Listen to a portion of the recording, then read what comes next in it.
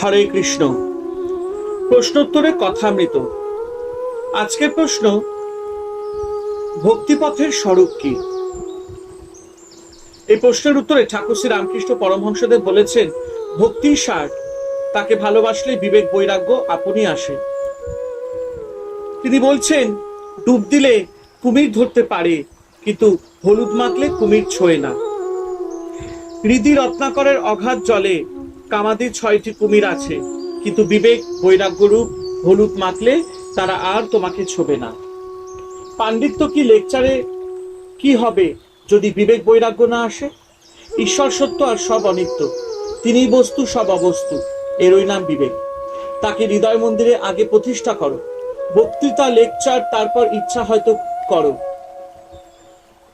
শুধু ব্রহ্ম ব্রহ্ম বলে কি হবে যদি বিবেক বৈরাগ্য না থাকে? ও তো ফাঁকা শঙ্খধ্বনি। এক গ্রামে পদ্মলোচন বলে একটি ছোকরা ছিল। লোকে তাকে পদ পদ বলে ডাকতো। গ্রামে একটি পোড়ো মন্দির ছিল, ভিতরে ঠাকুর বিগ্রহ নাই। মন্দিরের গায়ে অশ্বত্থ গাছ, অন্যান্য গাছপালা হয়েছে। মন্দিরে লোকজনের আর যাতায়াত নাই। একদিন সন্ধ্যার কিছু পরে গ্রামের লোকেরা শঙ্খধ্বনি শুনতে পেলে। মন্দিরের দিক থেকে শাঁখ বাজছে ভো ভো করে। গ্রামের লোকেরা মনে করলে হয়তো ঠাকুর প্রতিষ্ঠা কেউ করেছে। সন্ধ্যার পর আরতি হচ্ছে। ছেলে বুড়ো পুরুষ মেয়ে সকলে দৌড়ে দৌড়ে মন্দিরের সম্মুখে গিয়ে উপস্থিত। ঠাকুর দর্শন করবে আর আরতি দেখবে। তাদের মধ্যে একজন মন্দিরের দ্বার আস্তে আস্তে খুলে দেখে পদ্মলোচন একপাশে দাঁড়িয়ে ভো ভো শাঁখ বাজাচ্ছে। ঠাকুর প্রতিষ্ঠা হয় নাই, মন্দির মার্জনা হয় নাই, চামচিকার বিষ্ঠা রয়েছে। তখন সে চেঁচিয়ে বলছে, মন্দিরে তোর নাহিক মাধব, পদ শাক ফুকে তুই করলি গোল, আর চামচিকে 11 জনা দিবানিশি দিচ্ছে থানা। যদি হৃদয় মন্দিরে মাধব প্রতিষ্ঠা করতে চাও, যদি ভগবান লাভ করতে চাও, শুধু ভো ভো করে শাক ফুকলে কি হবে? আগে চিত্ত শুদ্ধি, মন শুদ্ধ হলে ভগবান পবিত্র আসনে এসে বসবেন।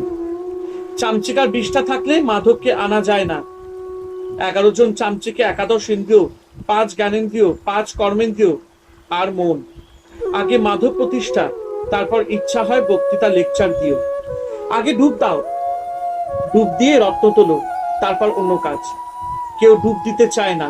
সাধন নাই, ভজন নাই, বিবেক বৈরাগ্য নাই, 2-4টে কথা শিখেই অমনি লেকচার। লোক শিক্ষা দেওয়া কঠিন। ভগবানকে দর্শনের পর যদি কেউ তার আদেশ পায়, তাহলে লোক শিক্ষা দিতে পারে। ভক্তির সার, ঈশ্বরকে বিচার করে কে জানতে পারবে? আমার দরকার ভক্তি, তার অনন্ত ঐশ্বর্য, এত জানবার আমার কি দরকার? এক বোতল মদে যদি মাতাল হই, সুরির দোকানে কত মনোমদ আছে, সেই খবরে আমার কি দরকার? এক ঘটি জলে আমার তৃষ্ণায় শান্তি হতে পারে, পৃথিবীতে কত জল আছে সে খবরে আমার প্রয়োজন নাই। কেউ কেউ সমাধির পরও ভক্তের আমি দাস আমি নিয়ে থাকে।